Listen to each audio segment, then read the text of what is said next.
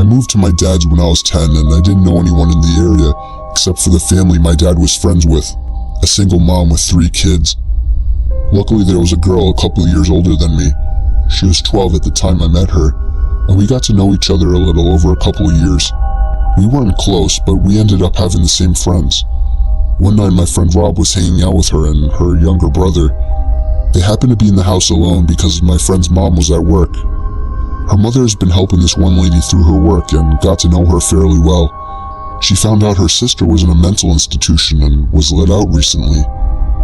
The night Rob is hanging out with my friend, they get a knock on the door. My friend thought it was just their mom, since she knocks a certain way when coming in, and he answered it without thinking.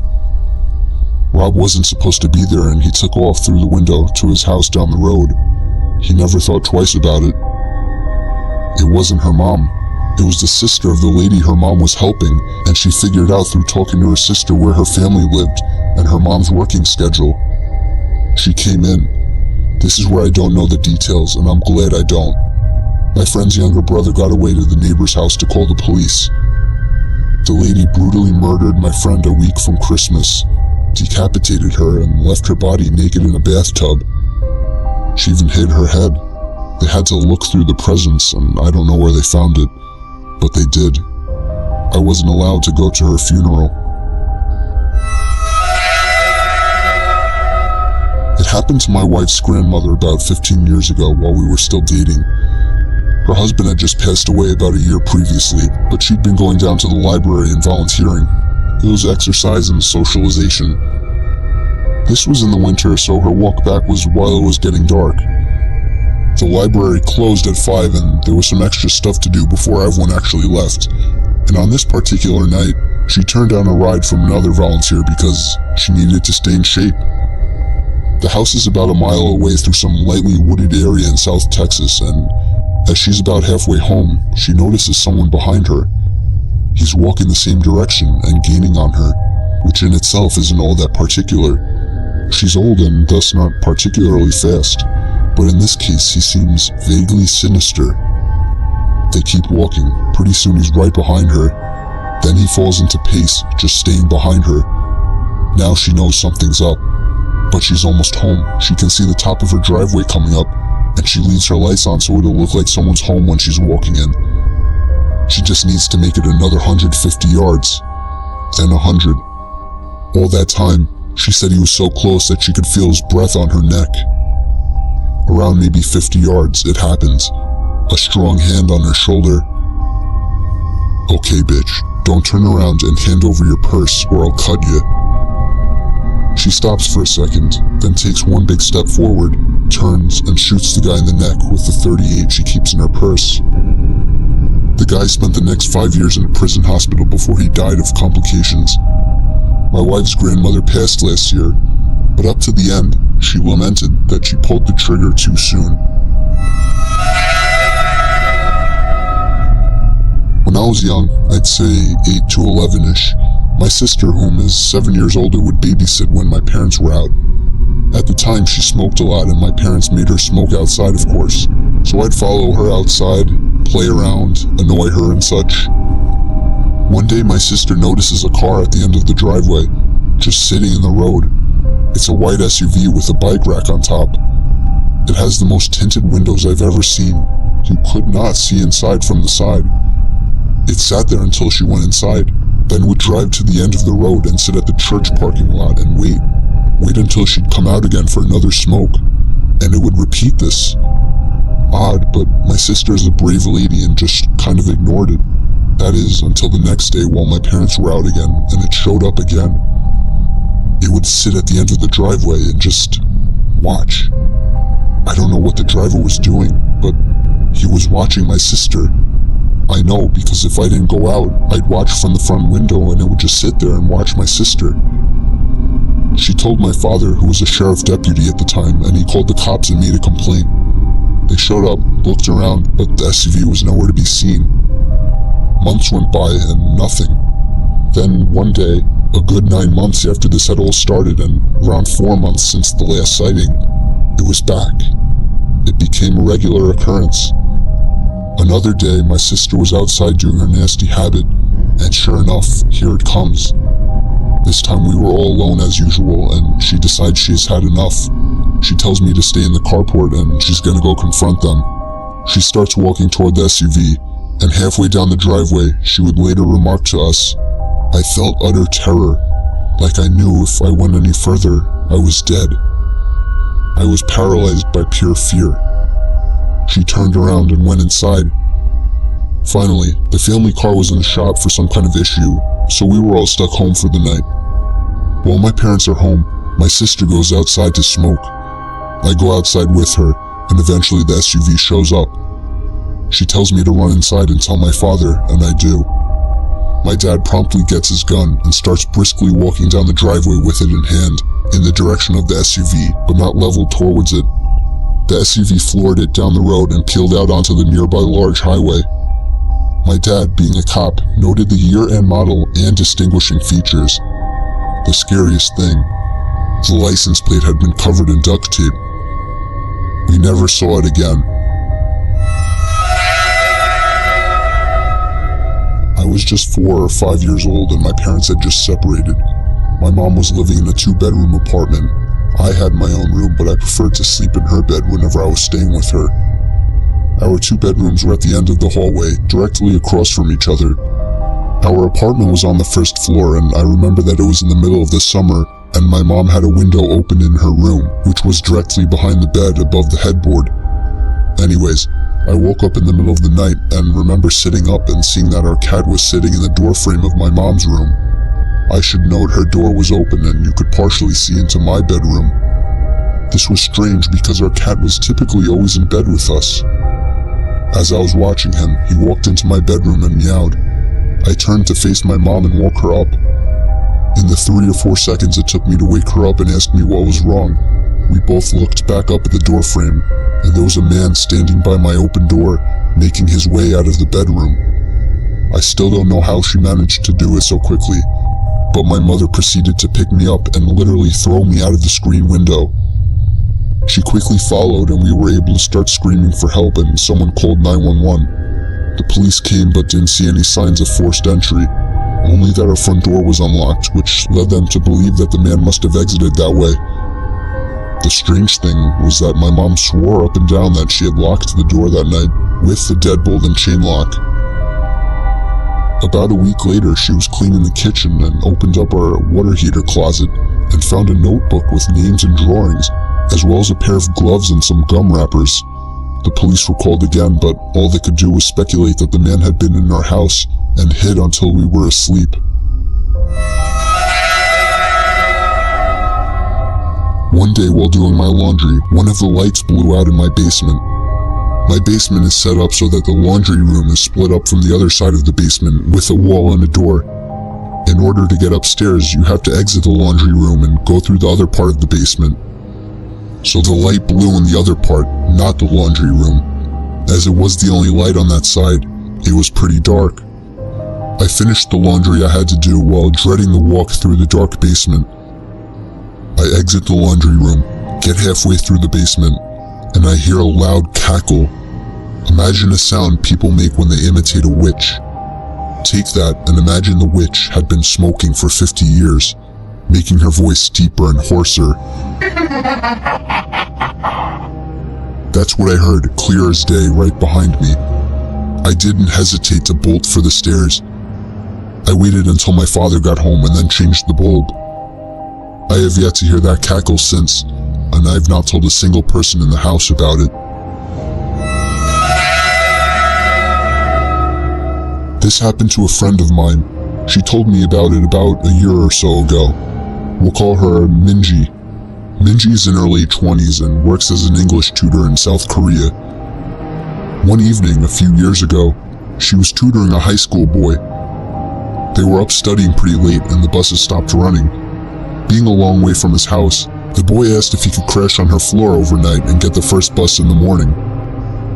Minji was very reluctant because inviting a teenage male student to stay the night didn't sound like a great idea, but he was begging her and eventually she relented. They went back into her one-room apartment and she got into the bed while he laid a blanket out on the floor and they both fell asleep. A few hours later, At maybe 2 a.m., the boy wakes Minji up. "I'm really hungry," he says. "Let's go get some food." Minji opens her eyes and looks up at him in disbelief. "Food? Now? It's 2 a.m., go back to bed." But the student insists.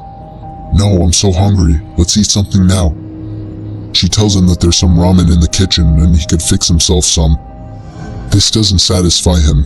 He doesn't want ramen. "There's a 24-hour place just down the road. Let's go there." Eventually, after several minutes of persuasion, the boy gets Minji to come with him to the restaurant. They leave the apartment and head out. As soon as they're on the street, the boy turns to Minji and says, "I'm not hungry. I woke up in the middle of the night and looked under your bed.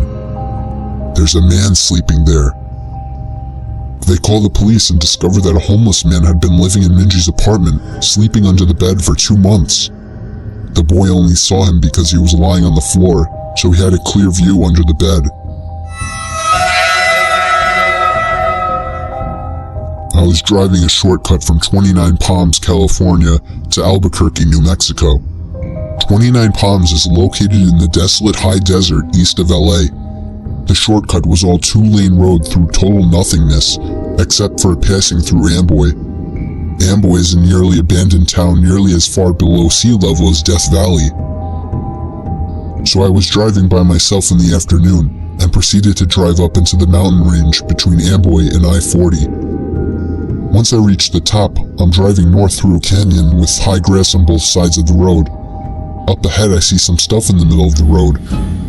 As I approach, I slow down to see a red Pontiac Fiero stopped sideways across both lanes.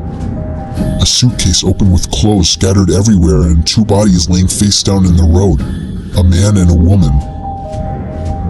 I stop 100 feet or so away, and the hair on the back of my neck is standing up.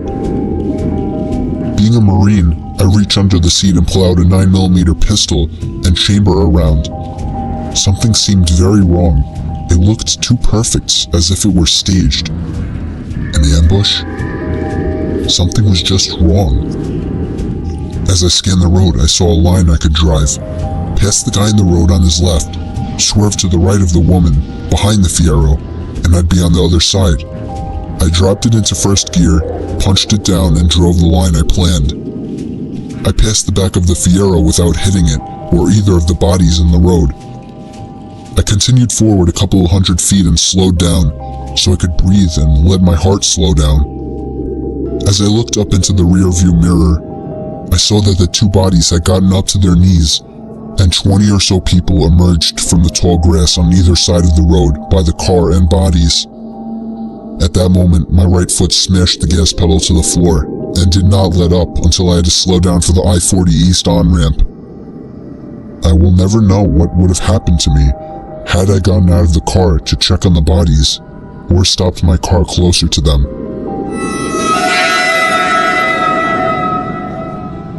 Some friends and I were doing some night fishing on the James River. We were sitting along the shoreline with a nice fire going, accompanied by the usual idle talk and a few beers, when suddenly, everyone just stopped talking, like a switch was flipped off. We were all staring across the river and felt as if something, or someone, was staring back. It was a very uneasy feeling, to which some of the group tried to shake off with typical macho humor, when a blood-curdling sound erupted from the other shore that froze everyone in their tracks.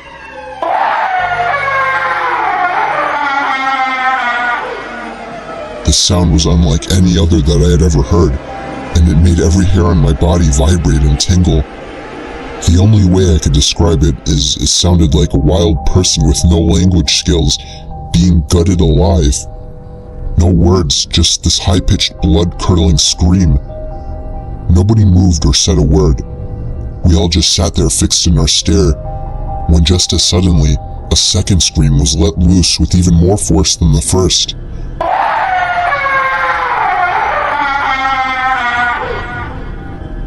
By this time, several of us were sprinting to our trucks that were parked a few yards away, retrieving various firearms.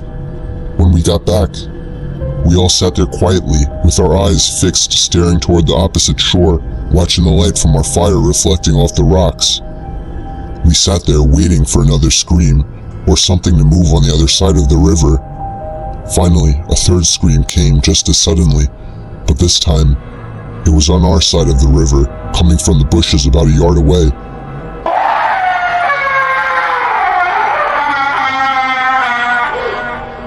We all hightailed out of there, leaving most of our stuff behind. When we got to our trucks, we heard the scream one more time, just beyond the tree line. We all floored it the hell away from there, and never found out what was making the sounds.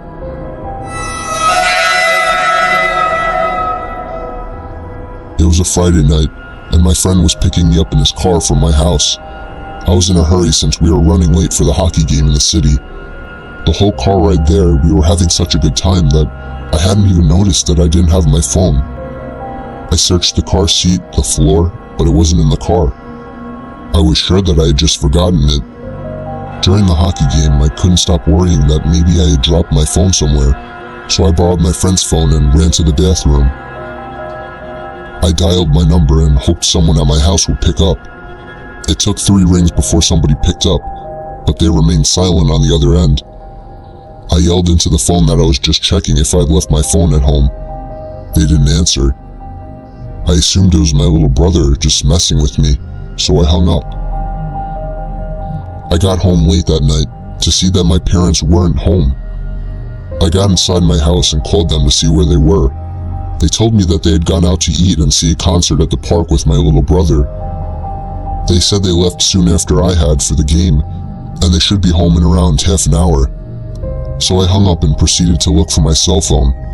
But then I realized, how could somebody in my family have picked up my phone if they hadn't been home? I felt a pain in my stomach as fear swept over. It was at that moment that I heard the back door to my house open and close. I immediately jolted out the front door to the neighbors and called the police. Apparently, the back door was left open and somebody had simply walked into our house. Nothing was stolen, but the scariest thing is the thought that we could have fallen asleep with a stranger in the house. A while back, there was a family that moved in next door to my family.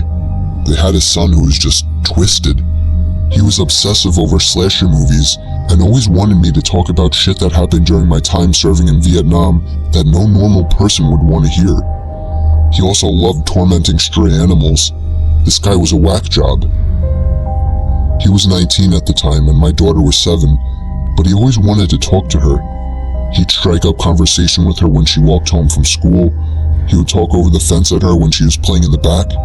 But what really set me off was when he called our house looking to speak to her. That was it. I went over and flipped shit at him and his parents. Told him to stay the hell away from her and I'd better not ever see him again. That's when things got weird. My daughter was always a little imaginative and paranoid. She would think there were monsters under her bed and whatnot, so when she told me there was something living in her closet and she was too scared to get up and tell us at night, but it wasn't there in the daytime, we blew it off as no big deal. A few weeks went by and one night my wife and daughter were staying at my mother's for a girls' night. So I turned the key on the HBO box and watched me some movies, eventually falling asleep downstairs. At around 2 a.m., I get a call from my neighbor with a creepy son, telling me something along the lines of, "We saw that you were up, so we called. Our son is missing. I went by his room to use the bathroom and his door was open, which isn't usual, and there was no sign of him. We need help looking for him." The phone call woke me up though. I wasn't up, so I asked why they thought I was. "Oh, we saw you walking around upstairs and the light is on." My blood ran cold as ice. I'd been passed out on the couch and I know no one turned any lights on. I hung up on them, ran outside to my truck to grab my shotgun, but noticed the sheriff pulling up to my neighbor's house by this point. I booked it over and told him there was someone in my house, and now I could see the lights in my daughter's room were on, and there was a silhouette pacing back and forth. When the deputies went in, they found the neighbor boy there waiting in my daughter's room with a nice little setup in her closet. He said he liked to watch her sleep in the moonlight